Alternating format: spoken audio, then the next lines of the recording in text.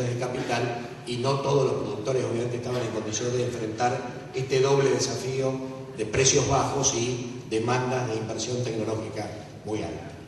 Finalmente, después tenemos obviamente el periodo que se inicia a partir del 2002-2003, donde tenemos, miren el tipo de cambio, ¿no? Tenemos una suba de precios internacionales, primero la devaluación, que es esto, ¿no? Viene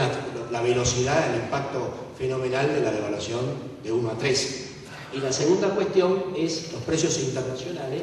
que comienzan a ser muy altos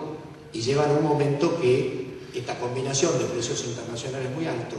y devaluación muy fuerte y costos todavía no acomodados produjo efectivamente una rentabilidad muy alta del sector, que fue entre el 2002, 2005 y 2006. ¿Qué quiero decir con todo esto? Quiero decir que lo importante que veamos todos es la complejidad de las variables que entran y que por lo tanto cuando el debate entre los actores sociales y el Estado se restringe a una de las variables, como ha sido finalmente la discusión de las retenciones, donde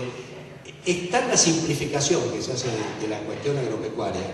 en relación a las variables macroeconómicas internacionales y nacionales que influyen en la cuestión, que nos termina empobreciendo a todos, nos termina dando un debate extremadamente pobre sobre la medida mágica, negativa o positiva, que puede resolver las cuestiones del sector agropecuario. Y está claro que las cuestiones del sector agropecuario son extremadamente más complejas que una cuestión meramente impositiva. Yendo más entonces específicamente al tema que supongo que a todos nos interesa discutir más, que es la cuestión de las raíces del conflicto actual. Es evidente que después de un periodo de expansión importante, después de un continuo crecimiento del cambio tecnológico, el sector agropecuario sufrió muy importantes transformaciones en su estructura social y en su forma de abordar los procesos productivos. Esto que podríamos llamar globalmente agricultura de contratos, para ponerle un nombre genérico y ver luego lo que hay adentro, son nuevas formas sociales de producir que implican una forma muy distinta de conectarse el capital con los dueños de la tierra y con el factor producción, en sentido dueños de maquinaria, etcétera, etcétera. Estos procesos tienen una génesis, en primer lugar, a partir sobre todo de la década del 50-60, en que una parte importante del capital agrario operativo se cristaliza en la figura de los contratistas de maquinarias, en primer lugar, y luego los contratistas de labores. Aparece un actor social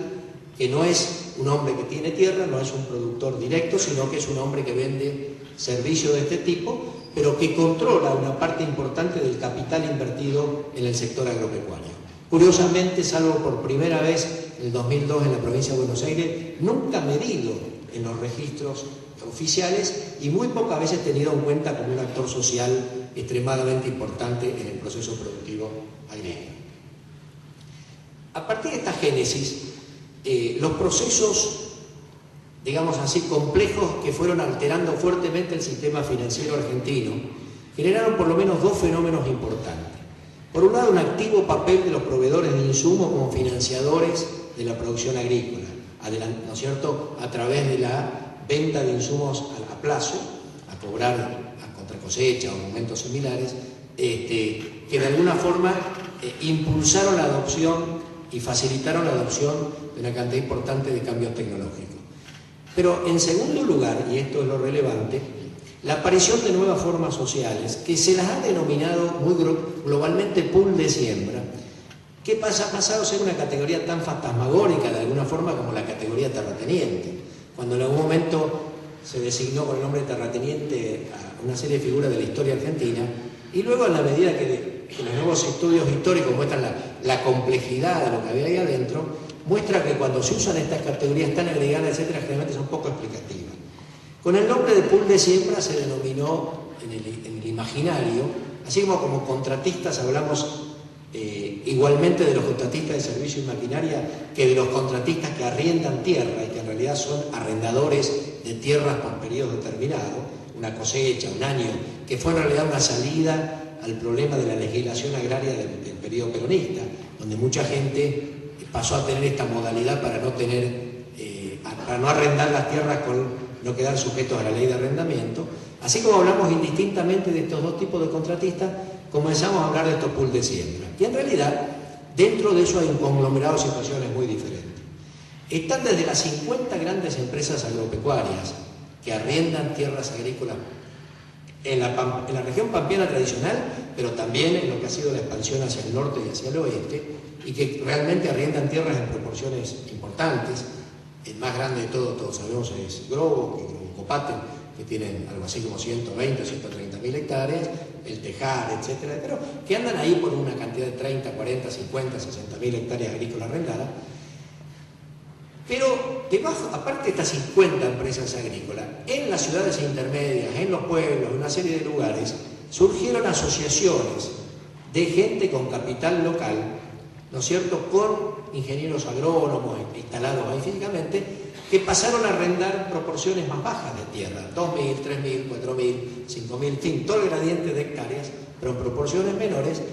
y además los dueños de explotaciones agrícolas de un tamaño, a medida que subía la escala desde el punto de vista tecnológico, pasaron también a arrendar tierras agrícolas. Además de trabajar sus propias 1.000 hectáreas o 500 hectáreas o 300 hectáreas, pasaron a ser propietarios-arrendatarios. O sea, se fue complejizando la trama social. Se fue complejizando y además surgió una cosa que es muy única casi a nivel mundial, que es la presencia enorme de rentistas de nuevo tipo. Ya no la imagen tradicional, etcétera, de un terrateniente que arrendaba grandes explotaciones de tierra, sino de gente que arrendaba desde 50, 100, 200, 300, 500 hectáreas, ¿no es cierto?, a estas nuevas formas sociales organizativas. Les aclaro que este no es un fenómeno exclusivo de la Argentina. Fenómenos similares se están desarrollando en Ucrania, fenómenos similares se están desarrollando en muchos países del mundo, donde lo que avanza crecientemente en este sistema de agricultura por contrato es un divorcio, que parece bastante importante, entre la propiedad de la tierra y la producción. Cada vez más aparecen formas flexibles de movilizar el capital y asociarlo a distintas formas de utilización de la tierra. Y estas formas muy flexibles, a su vez, permitieron el ingreso de mucho capital urbano,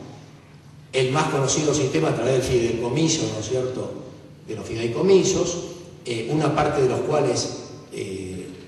permitió también, por la forma que estaba instrumentado hasta hace poco, una evasión fiscal considerable, porque el fideicomiso descargaba en sus componentes la obligación fiscal y el fideicomiso como tal no pagaba impuestos, y esto atrajo mucho más capitales, y en estos años entonces esto generó una, podríamos decir, plétora de capitales hacia el sector agropecuario. No se puede entender la gigantesca expansión, ¿no es cierto?, en los últimos periodos, sin esta base que está detrás, que es una gran cantidad de capital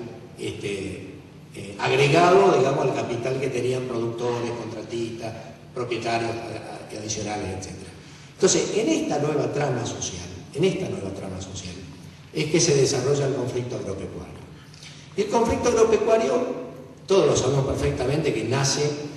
de una suba muy fuerte de los precios agropecuarios que permitió afrontar crecientes medidas de aumento de retenciones, y donde la política gubernamental, yo creo que se caracterizó por ser unilineal y pobre